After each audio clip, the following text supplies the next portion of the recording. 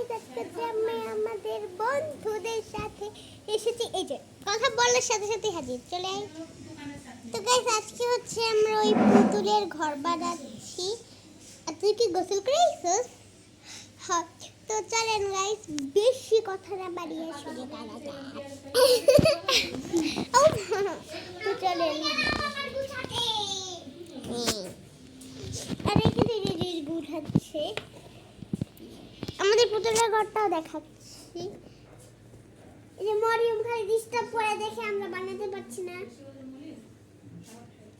উপর দিকে তাকা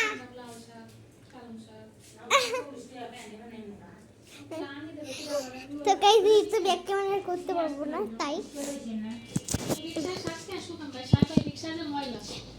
আজকে আমরা হোম ট্যুর দেখাবো ও হোম ট্যুর একদিন দেখাইছি পুতুলের হোম ট্যুর দেখাবো দাদার সাজা তাড়াতাড়ি আবার কি তাড়াতাড়ি আমাদের পুতুল বাবুকে নিয়ে আসি দে পুতুল বাবুকে আরে পুতুল বাবুকে দে এই হচ্ছে আমাদের পুতুল বাবু একে একটু বড় সাজানো হবে মানে কোনো ইন্টারেস্ট না এমনি সাজাবো নেকে ঘুমা পড়াই দিয়ে এর ঘুমাইছে আর আমি হচ্ছে একটু খালি আচ্ছা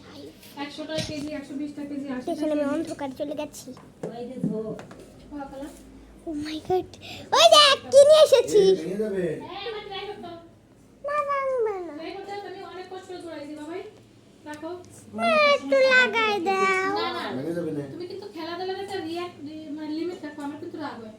তাই ওটা জানো তোমার মা কত কষ্ট করে জোড়াইছে রেখে দাও ভেঙে সেরে পুরো আলো হয়ে গেছিল একদম জায়গায় দাও এইসব জিনিস নিয়ে খেলাধুলার কোনো দরকার নেই খেয়াল ছোট মানুষ তোমরা তরকারিগুলো কুটে নিয়ে যাবে না এই কপি পাই কপি তো ব্যাক ক্যামেরা দিয়ে আমাদের পুতুলের জীবনটা দেখাই তো আপনাদের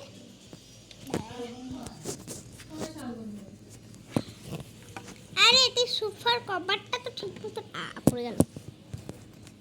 দেখতে না না তো কিছু আমি এমন ভাবে রাখছি যে নিজের একটু কাটি তো না হলে আবার ব্যাক ক্যামেরা করে রাখতে পারবো না